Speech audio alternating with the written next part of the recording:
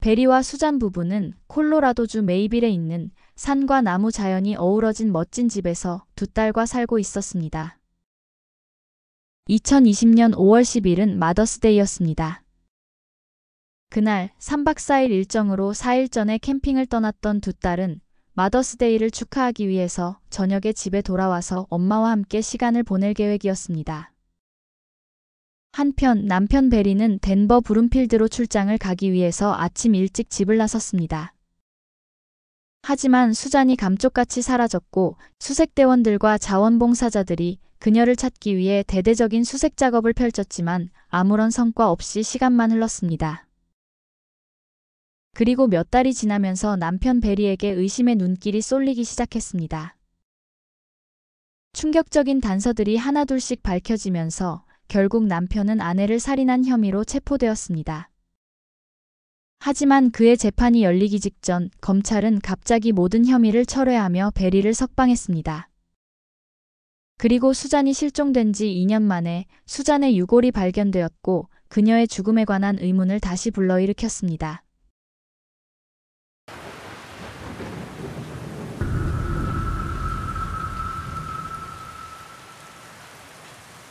수잔 모퓨는 1971년 4월생으로 이남 일녀 중 막내딸로 가족의 사랑을 듬뿍 받으며 자랐습니다. 친구들은 그녀를 총명하고 지적이며 사려 깊은 친구였다고 묘사했습니다. 1998년 고등학교 시절에 수잔은 미래의 남편인 베리 모퓨를 만났고 6년간의 연애 끝에 결혼했습니다. 뛰어난 야구선수였던 베리는 토론토 블루제이스와 계약을 맺었지만 심각한 부상을 입어 프로선수 생활을 거의 시작도 하지 못했습니다. 이후 그는 아름다운 환경을 조성하고 관리하는 조경사업을 시작했습니다. 퍼듀 대학교에서 교육학을 전공한 수잔은 중학교에서 학생들을 가르쳤으며 베리의 조경사업은 시간이 지나면서 점점 번창했습니다. 부부는 2명의 딸인 말러리와 메이시를 낳았으며 인디애나에서 부유하게 살고 있었습니다. 2018년 가족은 딸 말러리가 웨스턴 스테이트 콜로라도 대학교에 입학하면서 학교에 가까운 콜로라도 메이빌로 이사해서 새로운 삶을 살기 시작했습니다. 가족은 약 8,500평 대지에 있는 아름다운 집을 구입했습니다. 베리는 조경업과 건축업을 하면서 자원봉사로 소방관으로도 활동했으며 여가 시간에는 사냥을 즐겼습니다. 한편 수잔은 교사직을 그만두고 교회 활동에 집중하며 새로운 취미로 산악자 전거를 타기 시작했습니다. 겉으로 보기에는 그들은 이상적인 가족처럼 보였지만 2020년 5월 10일 모든 것이 무너지기 시작했습니다. 2020년 5월 10일 마더스데이 이른 아침에 베리는 조경 작업을 위해 집에서 3시간 거리에 있는 브룸필드로 떠났으며 두 딸은 며칠 전 캠핑을 갔기 때문에 수잔만 홀로 집에 있었습니다. 캠핑장에 있던 말러리와 메이시는 오전에 어머니 수잔에게 마더스데이 인사를 하기 위해서 전화를 여러 번 했지만 아무런 응답이 없었습니다. 그리고 아버지 베리도 딸들에게 전화를 해서 수잔이 전화를 받지 않아 걱정이라고 말했습니다. 이에 딸들은 이웃집에 연락해서 비상 열쇠가 어디에 있는지 알려주면서 집에 가서 어머니가 잘 있는지 확인해달라고 부탁했습니다. 오후 4시 30분경 부탁을 받은 이웃집 여성은 수잔과 베리의 집에 갔습니다. 수잔의 차는 있었지만 집안에 수잔이 없다는 것을 확인한 이웃집 여성은 베리에게 전화를 걸어 이 사실을 알렸습니다. 베리는 만약 수잔의 산악자 전거가 보이지 않는다면 경찰에 신고해달라고 그녀에게 말했습니다. 결국 경찰이 출동했고 베리와 두 딸은 급히 집으로 돌아왔습니다. 수색을 시작한 지 몇 시간 만에 수색대는 수잔의 산악자 전거를 가파른 협곡 아래에서 발견했습니다. 그러나 자전거에 브레이크를 사용하는 적도 없었고 협곡 아래로 굴러떨어졌음에도 불구하고 자전거 자체에는 손상이 없었으며 또한 수잔의 혈흔도 발견되지 않았습니다. 이에 따라 경찰은 누군가가 자전거를 의도적으로 그곳에 놓았다고 결론지었습니다. 경찰이 강력 범죄의 가능성에 대해 베리에게 알렸을 때 그의 반응은 매우 이상했습니다. Was it a crash? I mean, The bike looked, the way it was laying, it kind of looked like it, but there's not really that much damage to the bike. That's the thing. Lion? Yeah, it was just like Was lying. there no lion? Mountain lion? I didn't see anything that would I didn't see anything, and they're not letting us go over the side. because we're getting. 베리는 사자가 수잔을 공격했을 가능성이 있다는 황당한 가설을 아무런 단서도 없이 내놓았습니다. 그녀의 지갑과 개인 소지품들이 들어있는 가방이 집에 있었으므로 그녀가 자발적으로 집 밖으로 나간 것처럼 보이지 않았습니다. 그리고 수잔의 오빠 앤드류가 주도한 수색 작업에 베리는 참여하지도 않았습니다. Suzanne Morphew, the mother who went missing from Chaffee County on Mother's Day. She allegedly went out for a bike ride and never came home. Her brother came to Colorado from Indiana and started a 6-day search effort yesterday. More than 100 people will be out again to try to find any clues of Suzanne. I'd hoped to find her alive, and at some point, you have to realize when somebody's missing after so long that the chances of that diminish dramatically. 오빠 앤드류는 수잔이 자전거를 타고 가다가 실종됐다는 이야기를 믿지 않았으며 수잔이 마더스데이인 5월 10일이 아니라 하루 전날인 5월 9일에 실종되었을 가능성을 제기했습니다. 수사가 진행될수록 의심은 베리에게로 점점 쏠리기 시작했습니다.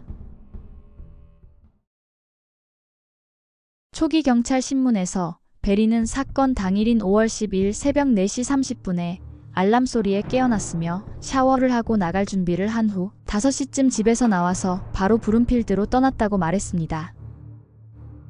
그러나 그의 포드트럭의 데이터를 분석한 결과 그는 브룸필드로 가기 전에 반대 방향으로 2km를 이동한 후 다시 방향을 틀어 브룸필드로 향한 것이 밝혀졌습니다.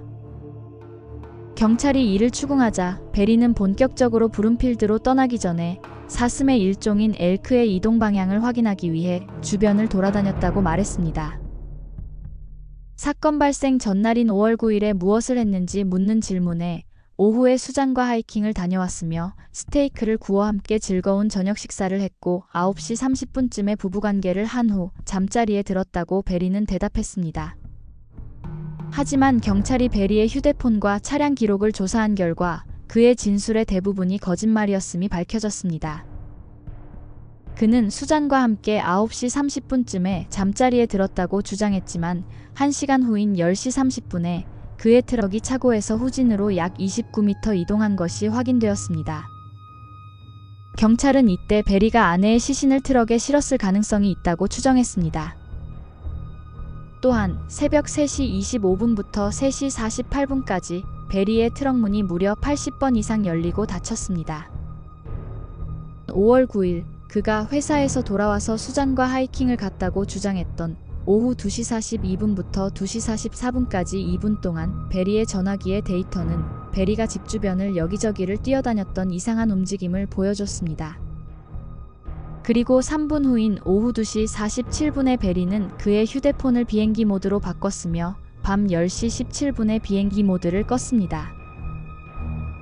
경찰이 휴대폰 분석 결과를 베리에게 보여주면서 5월 9일 오후 2시 42분에 무엇을 했는지 묻자 그는 기억이 잘 나지 않지만 하이킹을 가기 전에 다람쥐를 쫓아다닌 것 같다고 대답했습니다.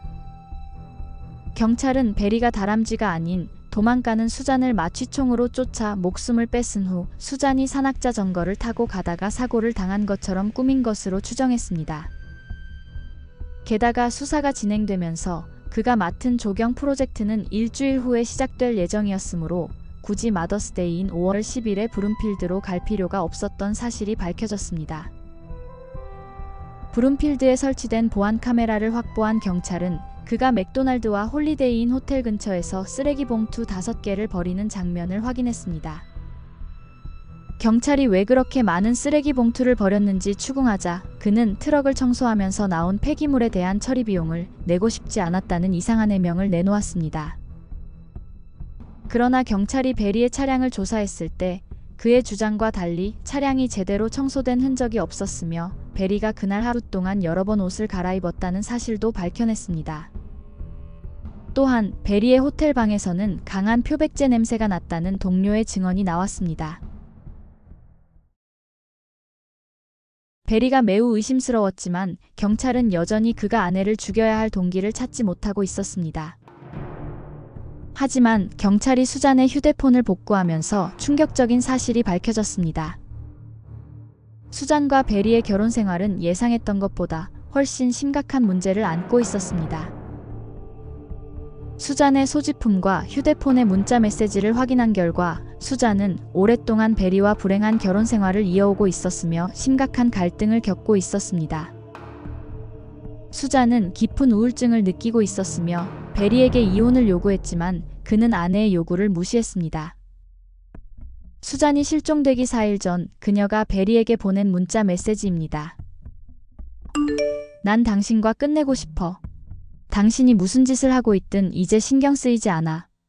이렇게 된 지 벌써 오래됐잖아. 이제 우리 관계를 좋게 끝내야 할 때가 온 것 같아.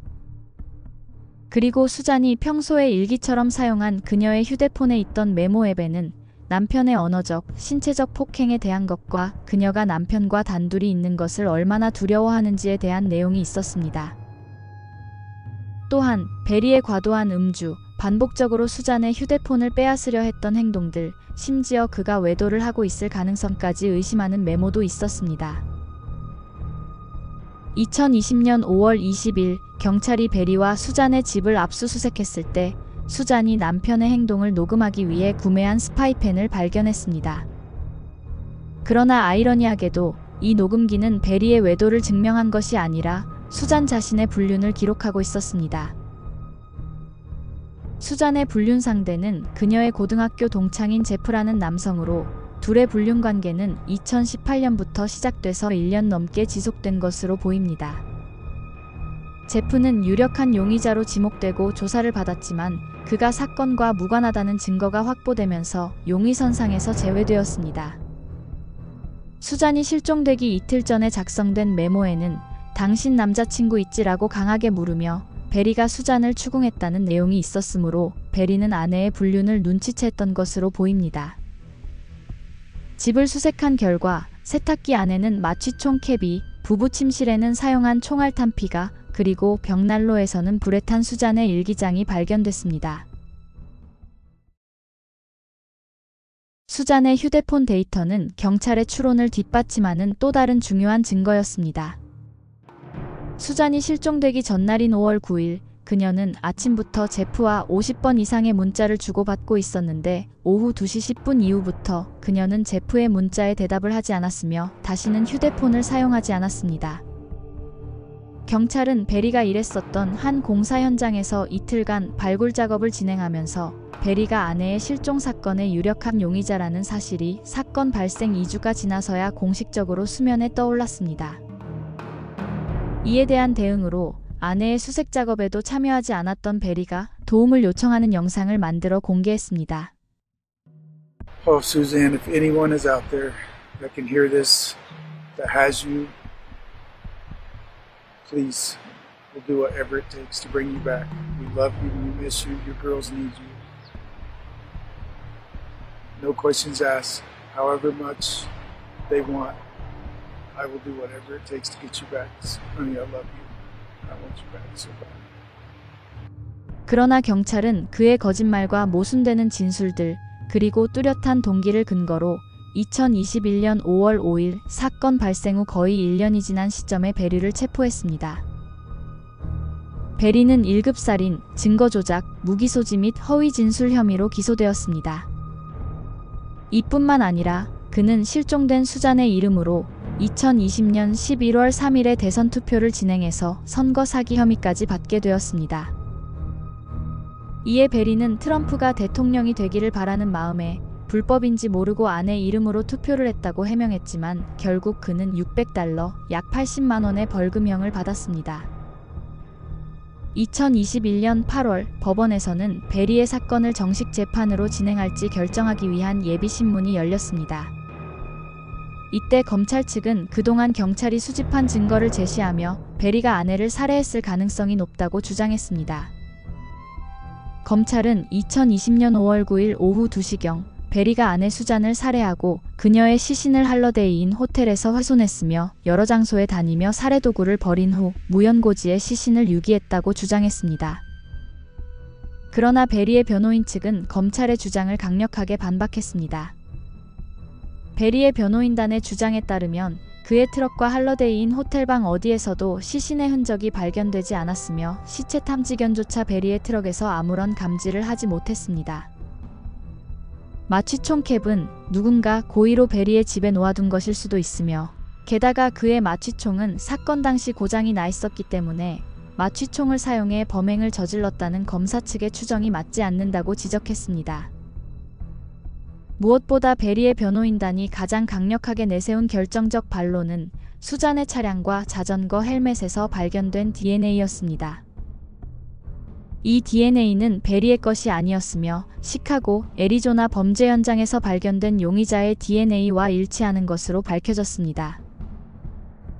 이 사실이 처음 공개되었을 때 사람들은 베리가 억울하게 기소된 것이 아닌가 라는 의문을 가지기 시작했습니다. 문제는 이 중요한 DNA 증거가 애초에 베리의 변호인단에게 공유되지 않았다는 점이었습니다.